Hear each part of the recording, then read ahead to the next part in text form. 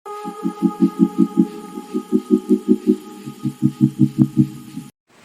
good morning mga kabuntot. Kakauwi ko lang kasi may dinaanan kami. At ngayon, gagawa ko ng breeding cage ulit. Kasi malapit ng manganak yung full gold ko at yung full red. Yung breeder na full red. Ayan. Gagawa ko. Tapos meron pala ako ditong chicken wire na uno ata to. Hindi ko sure kung anong sukat. Tapos, ito yung 10 liters na Wilkins. So, pinutol ko lang siya. Ito, bali dalawa siya. Ito. Dalawa sila. At, ito yung papang harang ko para hindi makain yung fry. Yun mga kabuntot, gugupitin na natin. Bali, sukat muna natin siya. Ganyan. Yung medyo malaki para hindi naman ma-stress yung isda. Sabihin nakakakulong siya sa maliit na space. May stress yung isda. So, isusukat muna natin siya. Ito, bilog lang. Gantong pabilog lang. Yan. Kung gaano kalaki ito. Tapos yung ilalim nito tatakpan na lang para dito sa ilalim dito mapupunta yung fry. Tapos kalahati nito is yung manganak. Yun guys, gupit lang tayo.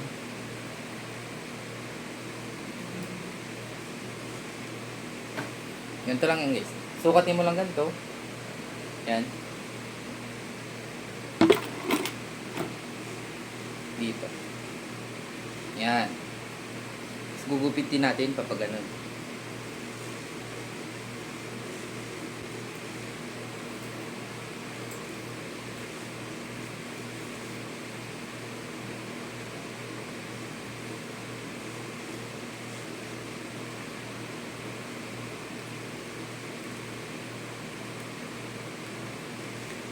So, make sure lang natin na pantay para pag i-cable tie natin, pantay siya. Mas maganda tingnan.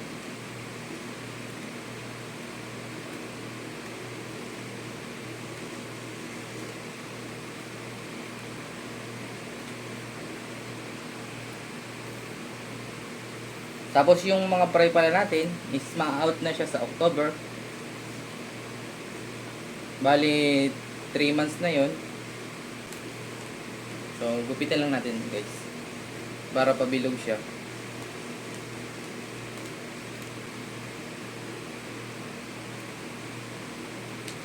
So, yun, okay na. Tapos i-cable tie lang natin ng ganito. Yan o, parang nakaganto siya. Yan. Ganyan.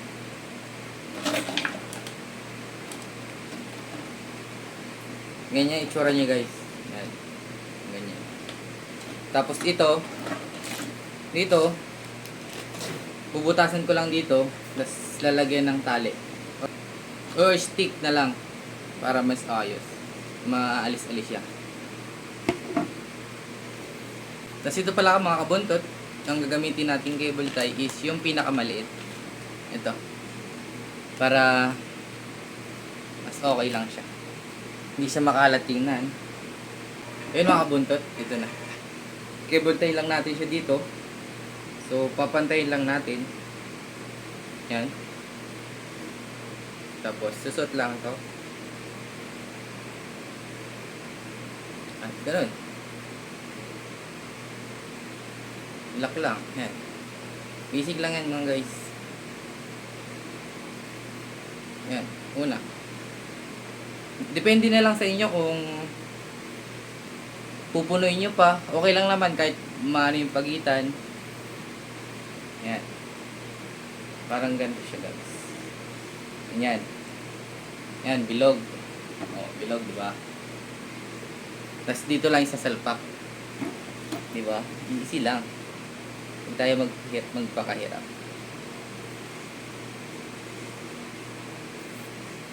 Yan. Yan, dulo-dulo. Okay na. Ano guys, okay na. Tapos sa kabila naman, dito sa gitna, kahit mga ano lang to. 1, 2, 3. Okay na yun mga kabuntot.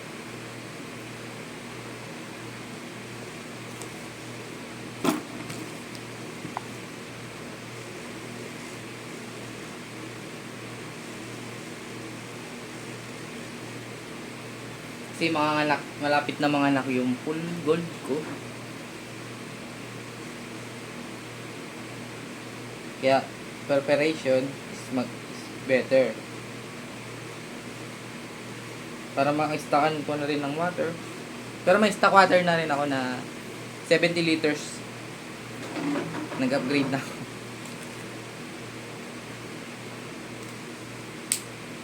Kasi dati, stock water ko nasa 37 liters lang. So, pag nag-change water ako, saktong-sakto lang. Wala masyadong natitira. Kaya mas maganda guys, malaki yung lalagay nyo ng stock water. At ang pinaka-importante, stock water talaga. Kasi, hindi na ano siya ng chlorine.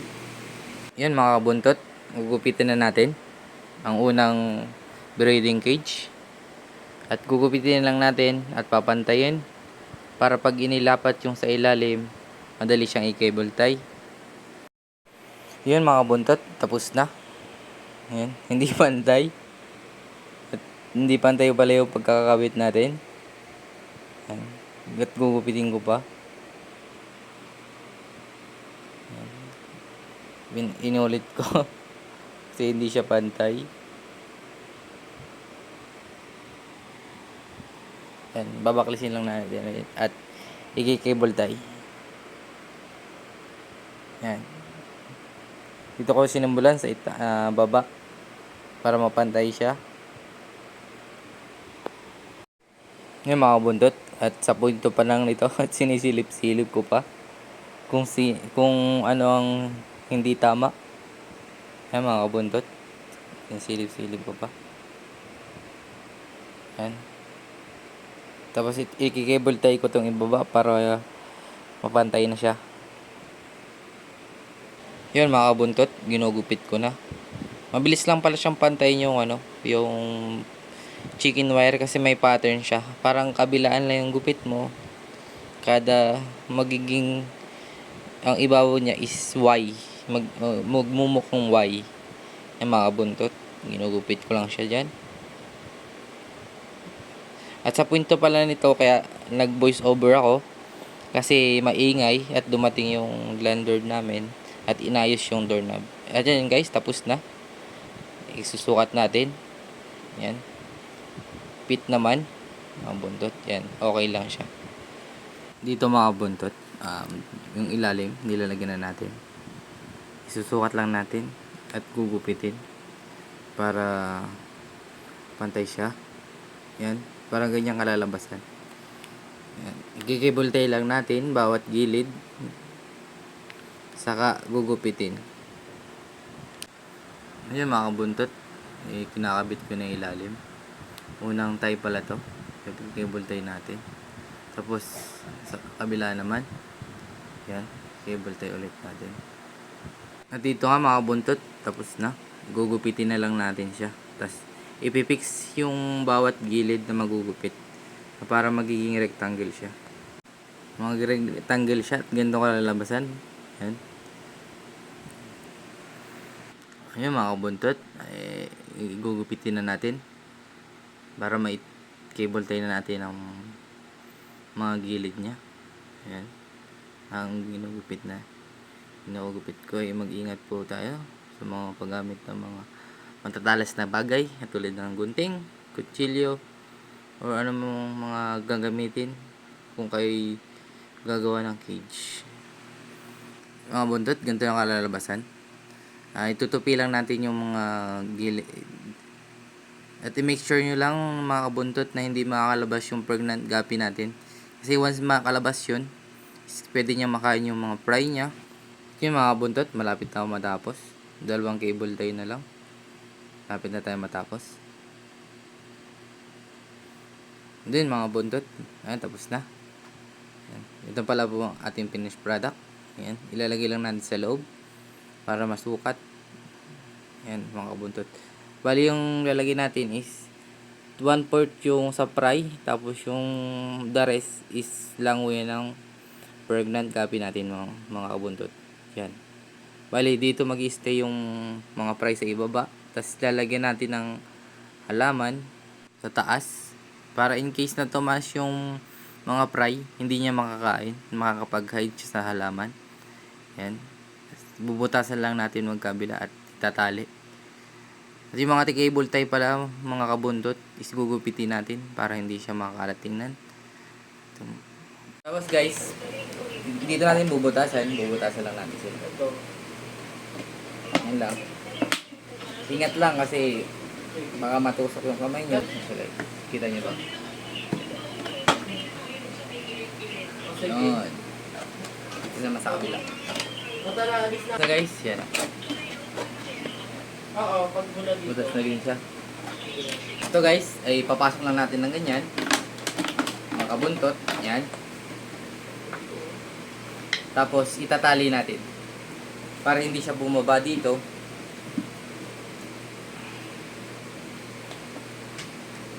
Pasok lang na natin. Yan, mga kabuntot.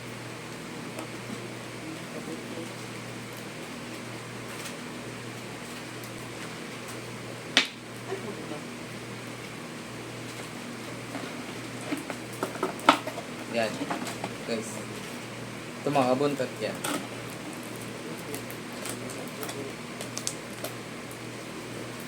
Tali na sa gilid. Yan.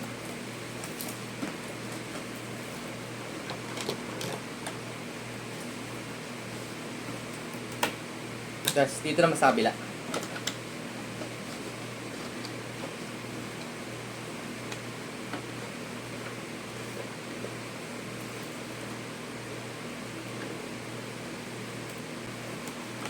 Hindi siya kagandahan pero okay na din. Safe na din dito yung fry ng mga guppies. Kasi malapit na mga laki yung full gold. Yung mosaic. Tapos yung buntis na RDS is nagkasakit. Kaya ginagamot ko siya.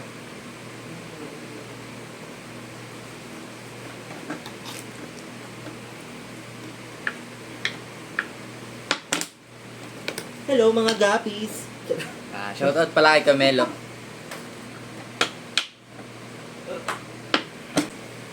Sana uling butasan. So, ingat lang kayo guys. Kung kutsilyo yung pangbubutas niya. Diba may pagbubutas?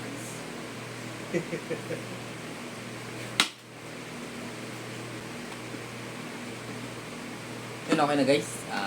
Okay na siya. Ganyan yung kalalabasan niya. Yan. Yan. Kita yun sa ilalim. Yan. Dito yung mga fry.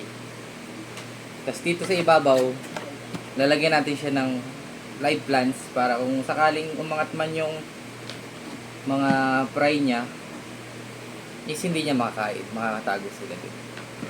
Yan. Yung kabila naman guys. Bale, naubos na pala yung isa nating cable tie, kaya ito lang medyo malaki yung gagamit natin.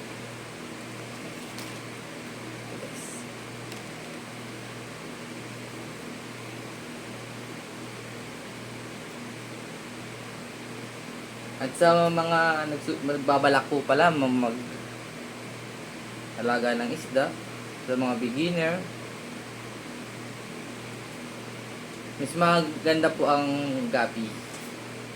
Is mabilis alagaan, mabilis din sila magparami kasi mga live bearer po sila. Kaya marami na tayong gapi. At sa September or October, pwede nating out yan. Meron ng sale. At meron na po tayong seller.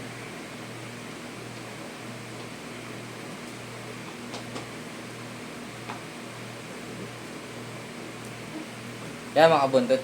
Bago nyo ilagay, sukatin nyo muna. Ayan.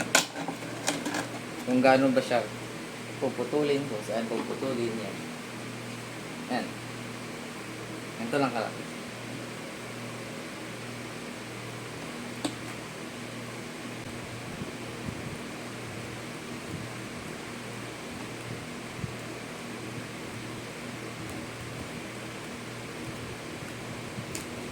Ngayon mga kabuntot. Ganyan na. Ganito lang kahaba. Yan.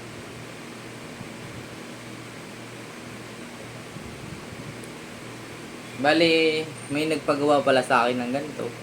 Yung dinilibera namin kanina ng aquarium.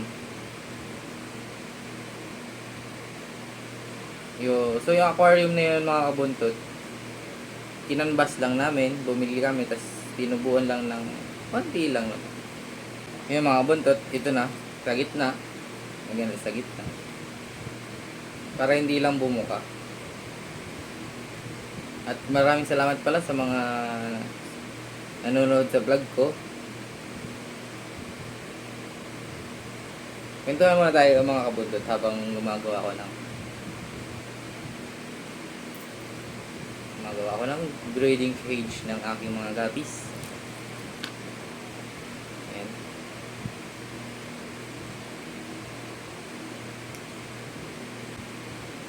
Ayan na mga kabuntot, ito na. Okay na siya. Patas na. Gugupitin lang natin. Ito. Gugupitin lang. Gugupit nyo lang. Yan. Yan. Yan. Okay na siya. Diba? Tapos, kuha lang tayong kapiraso. Ito. Kabuntot. Tapos igaganyan. Kuha sa kabit. Yun mga kabuntot, square lang to. Maliit na square lang para dun sa sukat ng natin. Ganyan. Ayan. Square lang. Ayan.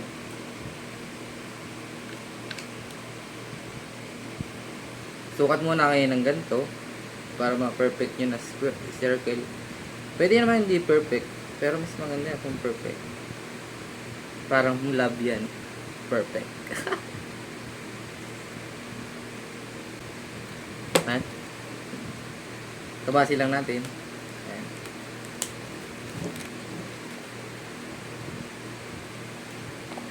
Ito mga kabuntot. Kabasi lang natin. So ito nga pala mga kabuntot. Yung pag-aalaga ng isda is mas better kasi nakakatagkal ng stress. At shout out po pala sa mga cuppies keeper ko dyan. Yan. Ito yung ilalagay natin sa ating breeding cage. Yan. Okay, yan siya.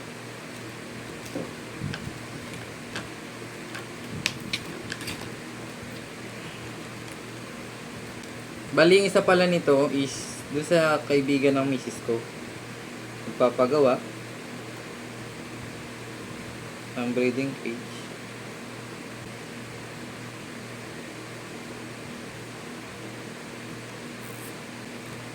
Yan. Ayan siya guys. So banatin lang natin mga kabuntot.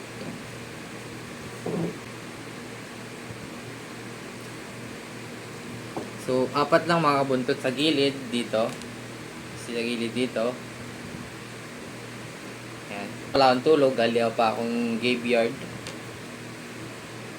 duty. At ako'y nagpa-vlog pa ngayon. Wala pa tayong tulog mga kabuntot.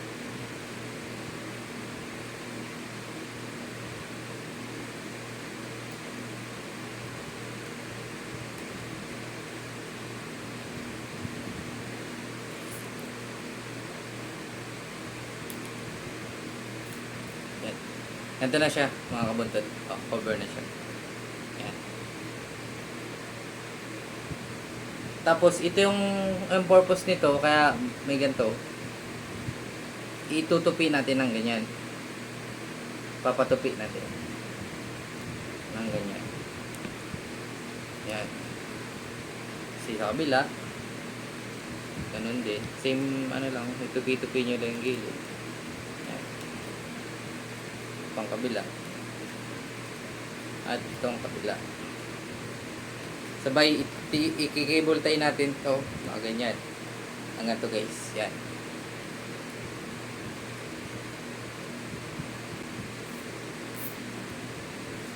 Ayan. Okay na.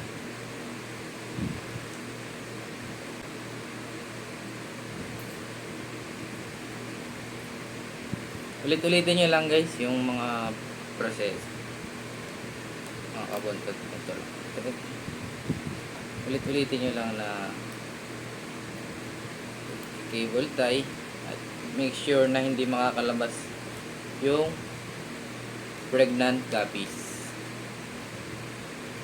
Kasi once na makalabas siya, uubusin niya yung mga fry niya. Lalo sa mga fry eater, mga kabuntot.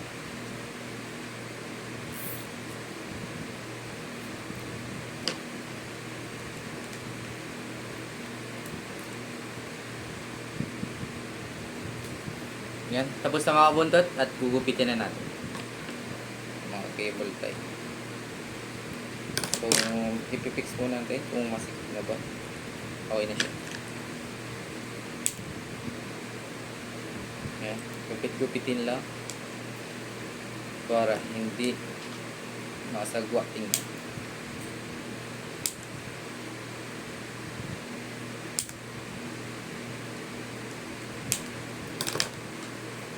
Ito ang kabuntot. Ganito. Yan. O, diba? Tapos same lang. Bubutasan lang natin ng dalawa.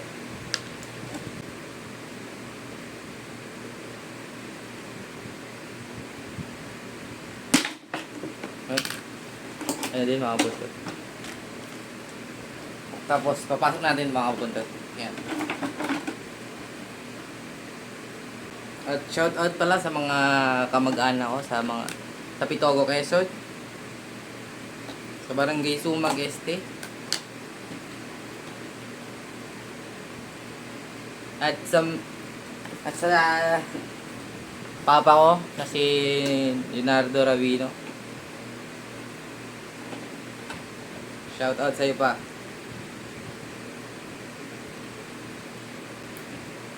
Tapos pagkatapos ito mga kabuntot, hugasan ko lang kasi madumi yung net. Ibababad lang natin siya. So, ganito lang natin mga kabuntot. Puno na siya. Ayan, punuin lang natin. So, hugasan. Tapos yung kabila naman.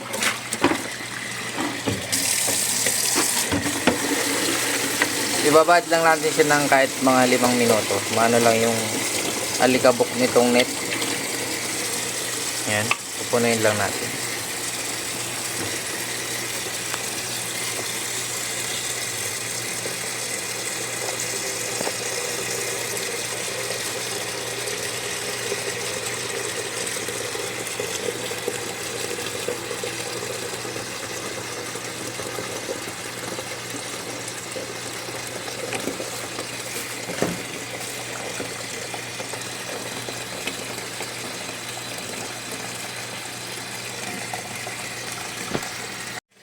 So, ganyan lang mga buntot. Babad lang natin. Ganyan. Para mahugasan. Yan lang ba. Chicken white.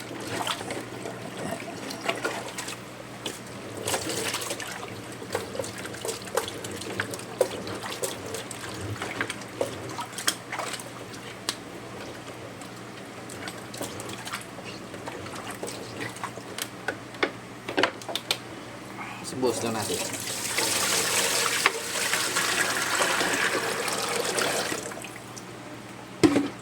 Then itong kabila.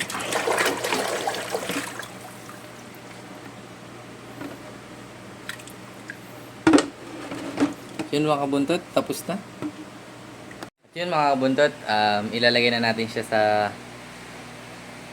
paglalagay niya dito sa gilid. Tapos ipapakita ko din yung ginagamot kong RDSS na nagkasakit. Buntis siya. Sana makarecover at mailabas siya ng maayos yung kanyang mga fry. Ito siya. Yun mga kabuntot, ilalagay na natin to dito sa gilid. Yan. Ganyan siya. Ganyan. Tapos, ito pala yung pinapakain ko na baby brine shrimp. Yan. Sa mga isda ko. Sila. Yan. Ito pala yung buntis ko na gold. Yan, malapit na mga anak.